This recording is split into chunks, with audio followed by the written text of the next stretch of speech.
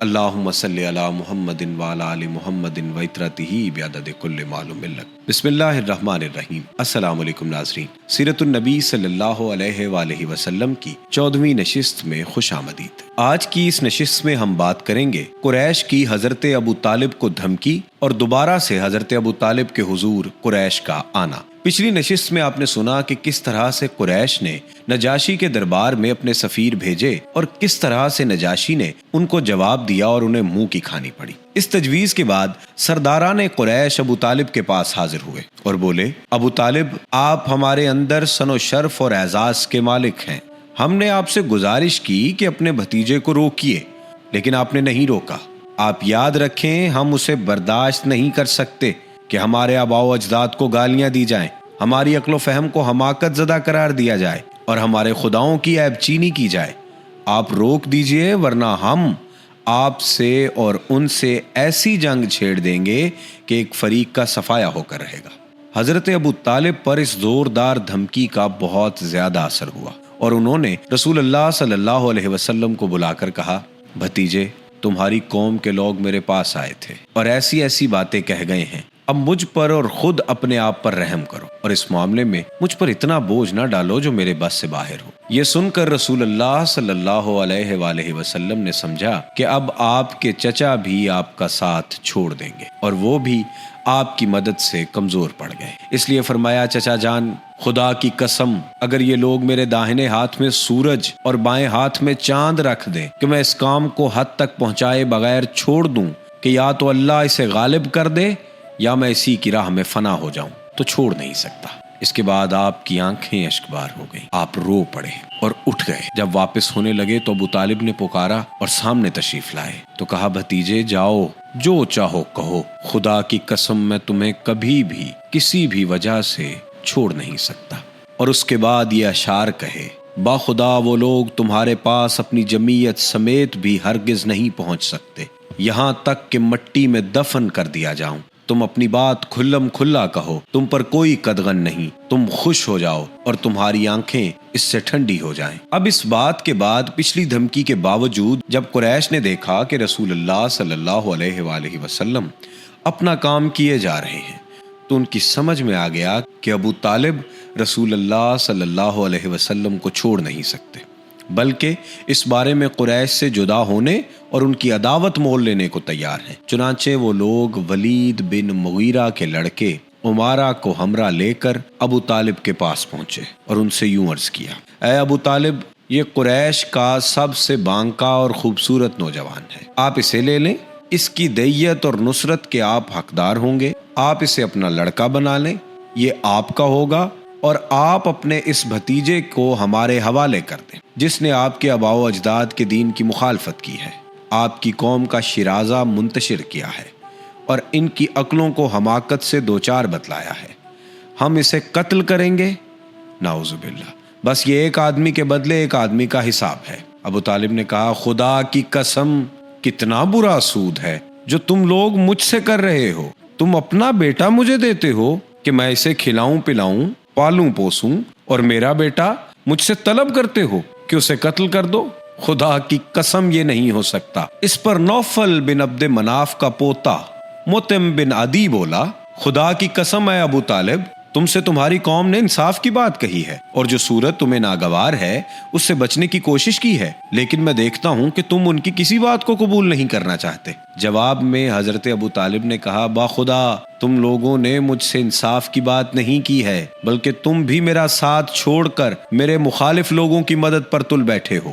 ٹھیک ہے، جو چاہو کر لو۔ اب نبی صلی اللہ علیہ وآلہ وسلم کے قتل کی تجویز پیش کی گئی، نعوذ باللہ۔ ان دونوں گفتگوؤں کی ناکامی کے بعد قریش کا جذبہ جور و ستم اور بڑھ گیا اور ایذا رسانی کا سلسلہ پہلے سے فزوں تر اور سخت تر ہو گیا۔ انہی دنوں قریش کے سرکشوں کے دماغ میں نبی صلی اللہ علیہ وآلہ وسلم کے خاتمے کی ایک تجویز ابھری، لیکن یہی تجویز اور یہی سختیاں مکہ کے جانبازوں میں سے دو نادرہ روزگار سرفروشوں یعنی حضرت حمزہ بن عبد المطلب رضی اللہ تعالیٰ عنہ اور حضرت عمر بن خطاب رضی اللہ تعالیٰ عنہ کے اسلام لانے اور ان کے ذریعے اسلام کو تقویت پہنچانے کا سبب بن گئی۔ جور و جفا کے سلسلہ دراز کے ایک دو نمونے یہ ہیں۔ ایک روز ابو لہب کا بیٹا عتیبہ رسول اللہ صلی اللہ علیہ وآلہ وسلم کے پاس آیا اور بولا کہ میں والنجم اذا ہوا کے ساتھ کفر کرتا ہوں۔ اس کے بعد وہ آپ پر ایذا رسانی کے ساتھ مسلط ہو گیا، آپ کا کرتا پھاڑ دیا اور آپ کے چہرے پر تھوک دیا۔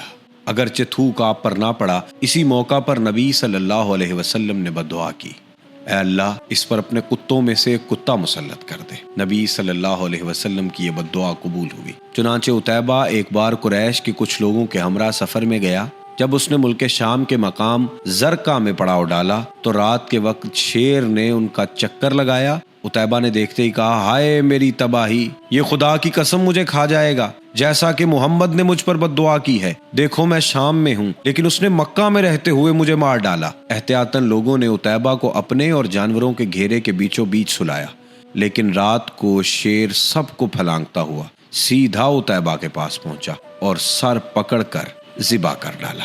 ایک بار عقبہ بن ابی معیط نے رسول اللہ صلی اللہ علیہ وسلم کی گردن حالت سجدہ میں اس زور سے روندی کہ معلوم ہوتا تھا دونوں آنکھیں نکل آئیں گی، نعوذ باللہ۔ قریش کے سرکشوں کے اس ارادے پر روشنی پڑتی تو وہ نبی کے خاتمے کے چکر میں تھے، نعوذ باللہ۔ چنانچہ اس روایت میں بیان کیا گیا کہ ایک بار ابو جہل نے کہا، برادران قریش، آپ دیکھتے ہیں کہ محمد صلی اللہ علیہ وآلہ وسلم ہمارے دین کی عیب چینی، ہمارے آباء و اجداد کی بدگوئی، ہماری عقلوں کی تخفیف اور ہمارے معبودوں کی تذلیل سے باز نہیں آتا۔ اس لیے میں اللہ سے عہد کر رہا ہوں کہ ایک بہت بھاری اور بمشکل اٹھنے والا پتھر لے کر بیٹھوں گا اور جب وہ سجدہ کرے گا تو اسی پتھر سے اس کا سر کچل دوں گا، نعوذ باللہ۔ اس کے بعد چاہے تم لوگ مجھ کو بے یار و مددگار چھوڑ دو، چاہے میری حفاظت کرو، اور بنو عبد مناف بھی اس کے بعد جو جی چاہے کرے۔ لوگوں نے کہا، نہیں واللہ ہم تمہیں کبھی کسی معاملے میں بے یار و مددگار نہیں چھوڑ سکتے، تم جو کرنا چاہتے ہو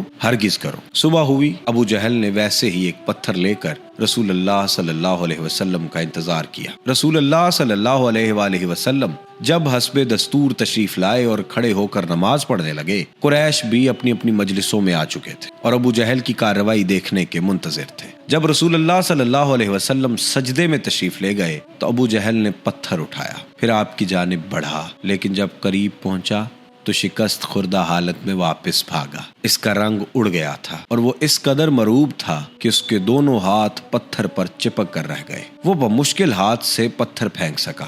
ادھر قریش کے کچھ لوگ اٹھ کر اس کے پاس آئے اور کہنے لگے، ابو الحکم تمہیں کیا ہو گیا ہے؟ اس نے کہا، میں نے رات کو جو بات کہی تھی وہی کرنے جا رہا تھا، لیکن جب اس کے قریب پہنچا تو ایک اونٹ آڑے آ گیا۔ باخدا میں نے کبھی کسی اونٹ کی ویسی کھوپڑی، ویسی گردن اور ویسے دانت دیکھے ہی نہیں، اور وہ مجھے کھا جانا چاہتا تھا۔ ابن اسحاق کہتے ہیں کہ مجھے بتایا گیا کہ رسول اللہ صلی اللہ علیہ وسلم نے فرمایا، یہ جبریل علیہ السلام تھے، اگر ابو جہل قریب آتا تو اسے دھر پکڑتے۔ جہاں تک قریش کے دوسرے بدماشوں کا تعلق ہے تو ان کے دلوں میں بھی نبی صلی اللہ علیہ وسلم کے خاتمے کا خیال برابر پک رہا تھا۔ چنانچہ ابن اسحاق نے ان کا یہ بیان نقل کیا ہے کہ ایک بار مشرکین حتیم میں جمع تھے، میں بھی موجود تھا۔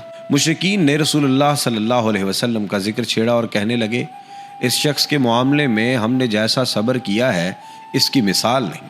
در حقیقت ہم نے اس کے معاملے میں بہت ہی بڑی بات پر صبر کیا ہے۔ یہ گفتگو چل ہی رہی تھی کہ رسول اللہ صلی اللہ علیہ وآلہ وسلم نمودار ہو گئے۔ آپ نے تشریف لا کر پہلے حجر اسود کو چوما، پھر طواف کرتے ہوئے مشرکین کے پاس سے گزرے۔ انہوں نے کچھ کہہ کر تانا زنی کی جس کا اثر میں نے آپ صلی اللہ علیہ وسلم کے چہرے پر دیکھا۔ اس کے بعد جب دوبارہ آپ کا گزر ہوا تو مشرکین نے پھر اسی طرح لعن طعن کی، نعوذ باللہ۔ میں نے اس کا بھی اثر آپ کے چہرے پر دیکھا۔ اس کے بعد آپ سہ بارہ گزرے تو مشرکین نے پھر آپ پر لعن طعن کی، نعوذ باللہ۔ اب کی بار آپ ٹھہر گئے اور فرمایا، قریش کے لوگوں سن رہے ہو؟ اس ذات کی قسم جس کے ہاتھ میں میری جان ہے، میں تمہارے پاس تمہارے قتل و ذبح کا حکم لے کر آیا ہوں۔ آپ کے اس ارشاد نے لوگوں کو پکڑ دیا۔ ان پر ایسا سکتہ طاری ہوا کہ گویا ہر آدمی کے سر پر چڑیا ہے، یہاں تک کہ جو آپ پر سب سے زیادہ سخت تھا وہ بھی بہتر سے بہتر لفظ جو پا سکتا تھا اس کے ذریعے سے آپ سے طلبگار رحمت ہوتے ہوئے کہنے لگا کہ ابو القاسم واپس چلے جائیے، خدا کی قسم آپ کبھی بھی نادان نہ تھے۔ دوسرے دن قریش پھر اسی طرح جمع ہوئے، آپ کا ذکر کر رہے تھے۔ آپ پھر سے نمودار ہوئے، دیکھتے ہی سب یکجان ہو کر ایک آدمی کی طرح آپ پر پل پڑے اور آپ کو گھیر لیا۔ پھر میں نے ایک آدمی کو دیکھا کہ اس نے گلے کے پاس سے آپ کی چادر پکڑ لی، نعوذ باللہ، اور بل دینے لگا۔ ابو بکر صدیق رضی اللہ تعالیٰ عنہ آپ کے بچاؤ میں لگ گئے۔ وہ روتے جاتے تھے اور کہتے جاتے تھے، کیا تم لوگ ایک آدمی کو اس لیے قتل کر رہے ہو کہ وہ کہتا ہے میرا رب اللہ ہے؟ اس کے بعد وہ لوگ آپ کو چھوڑ کر پلٹ گئے۔ حضرت عبداللہ بن عمرو بن عاص کہتے ہیں کہ یہ سب سے سخت ترین ایذا رسانی تھی جو میں نے قریش کو کرتے ہوئے دیکھی۔ صحیح بخاری میں حضرت عروہ بن زبیر رضی اللہ تعالیٰ عنہ سے ان کا بیان مروی ہے کہ میں نے حضرت عبداللہ بن عمرو بن عاص رضی اللہ تعالیٰ عنہ سے سوال کیا کہ مشرکین نے نبی صلی اللہ علیہ وسلم کے ساتھ جو سب سے سخت ترین بدسلوکی کی تھی، آپ مجھے اس کی تفصیل بتائیے۔ انہوں نے کہا کہ نبی صلی اللہ علیہ وسلم خانہ کعبہ کے پاس حتیم میں نماز پڑھ رہے تھے کہ عقبہ بن ابی معیط آ گیا۔ اس نے آتے ہی اپنا کپڑا آپ کی گردن میں ڈال کر نہایت سختی کے ساتھ آپ کا گلا گھونٹا۔ اتنے میں ابو بکر آ پہنچے اور انہوں نے اس کی دونوں کندھے پکڑ کر دھمکایا اور اسے نبی صلی اللہ علیہ وسلم سے دور کرتے ہوئے فرمایا، تم لوگ ایک آدمی کو اس لیے قتل کرنا چاہتے ہو کہ وہ کہتا ہے میرا رب اللہ ہے۔ حضرت اسما کی روایت میں اس کی مزید تفصیل ہے کہ حضرت ابوبکر صدیق کے پاس یہ چیخ پہنچی کہ اپنے ساتھی کو بچاؤ۔ وہ جھٹ ہمارے پاس سے نکلا اور ان کے سر پر 4 چوٹیاں تھیں اور وہ یہ کہتے ہوئے گئے کہ تم لوگ ایک آدمی کو محض اس لیے قتل کرنا چاہتے ہو کہ وہ کہتا ہے میرا رب اللہ ہے۔